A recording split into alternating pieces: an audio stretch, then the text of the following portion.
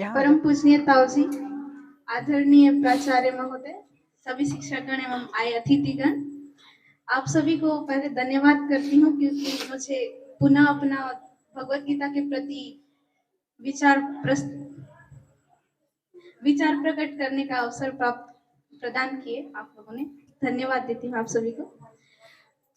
आज मैं जो श्लोक बोलना चाहती हूँ वो है 16वां अध्याय श्लोक 21 व 24। वह श्लोक इस प्रकार है। तस्मात् शास्त्र प्रमाणते कार्य व्यवस्थितो ज्ञात्वा शास्त्र विधानोक्त कर्म कर्तु विहारसि। श्री कृष्ण कहते हैं कि इंसान को पहले यह जान लेना चाहिए कि शास्त्रों के विधानों के अनुसार क्या कर्तव्य है और क्या अकर्तव्य, और उसे विधि को जानकर कर्म करना चाहिए ताकि वो क्रमशः ऊपर उठ सके। अध्याय 15 में बताया गया है कि सारे विधि विधान जो है वो कृष्ण को जानने के लिए बताए गए। भगवत गीता को जानकर जो व्यक्ति कृष्ण को जानकर जो भक्ति में लीन हो जाता है, कृष्ण भक्ति में प्रवृत्त हो जाता है, उसे ज्ञान की चरम सिद्धि प्राप्त होती है। भगवान चैतन्य ने इसे अत्यंत ही आसान बनाया है। उन्होंने लोगों को हरे कृष्ण मंत्र जाप करने के लिए कहा। निसंदेह उन व्यक्तियों के लिए जो कृष्ण भावना भावित नहीं है, जो भक्ति में प्रवृत्त नहीं है, जो भावना भावित नहीं है और कृष्ण के भक्ति में प्रवृत्त नहीं है, जो कारणीय हो या अकारणीय, उन्हें तो वेदों के आदेशों के अनुसार ही कर्म करना पड़ेगा। जो शास्त्रों में जो दोष लिखे गए हैं वो है, शास्त्रों में 4 दोष हैं जो जिनका उल्लेख किया गया है, वो बद्ध जीवों में होता है। वो है कपटता, त्रुटि करना, अपूर्ण इंद्रियां व मोहग्रस्त होना। जो इन दोषों से जो परे है उसे निश्चित रूप से ही बिना किसी परिवर्तन के स्वीकार लिया जाता है।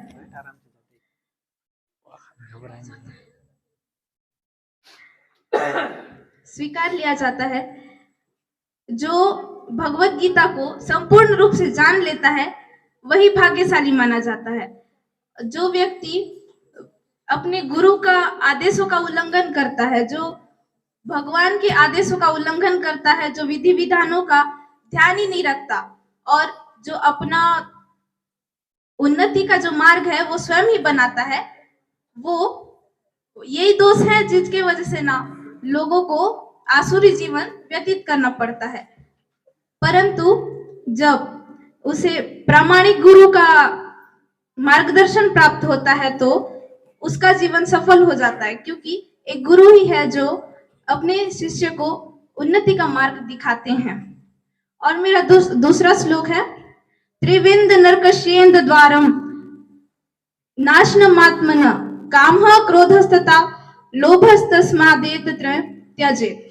श्री कृष्ण कहते हैं कि नरक के 3 द्वार हैं, काम, क्रोध व लोभ। बुद्धिमान व्यक्ति को इन तीनों चीजों को त्याग देना चाहिए क्योंकि ये आत्मा का पतन करती है। इसमें आसुरी जीवन का वर्णन हुआ है। जो मनुष्य अपने काम को पूर्ण करना चाहता है परंतु वह उसे नहीं कर पाने पर अपने अंदर क्रोध व लोभ को उत्पन्न करता है।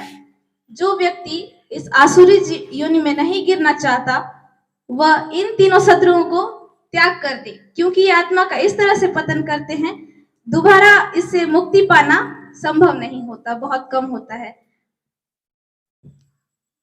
अत्यधिक क्रोध करने वाले व्यक्तियों का मूल्य क्या होता है? एक पत्थर का मूल्य क्या होता है, आप ही बताइए। एक पत्थर का मूल्य क्या होता है? तुच्छ होता है। तो क्रोध करने वाला व्यक्ति पत्थर के समान होता है कि नहीं? तो आगे पीछे क्या हो रहा है क्या नहीं वो कुछ नहीं सोचता है ना। उसका मूल्य भी तुच्छ ही होगा। अब आप ही लोग सोचिए, अगर शांति से काम करना है या फिर गुस्सा करके, छोटी छोटी बातों पे गुस्सा करके। रावण भी बहुत ही मतलब बुद्धिमान था, शक्तिशाली था। उसे अपनी शक्ति पर अहंकार था और वो छोटी छोटी बातों पर क्रोध करता था। यही वजह थी कि उसके आगे जाके उसके कुलों का, उसका सब कुछ नाश हो गया, है ना।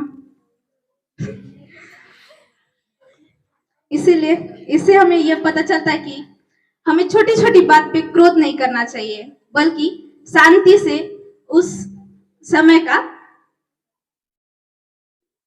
शांति से उस परिस्थिति का सामना करना चाहिए। धन्यवाद।